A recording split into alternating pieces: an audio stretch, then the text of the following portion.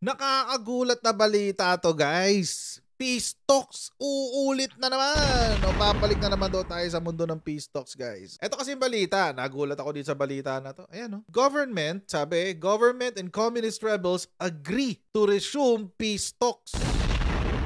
Ito nga ba sinasabi natin? Hindi sa disagree ako sa peace talks. Pangit lang yung naging experience natin before sa national peace talks. Pero yung local, yung regional peace talks, yung ginagawa ng NTF-ELCAC, yun, epektibo yun. Walang ano doon, walang question doon.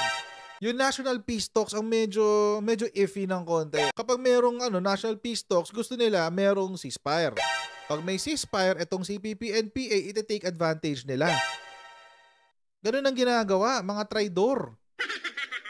Nagkaroon po ng press con kanina yung ating security sector. Andito lahat ng security sector natin, guys. Nandiyan silang lahat.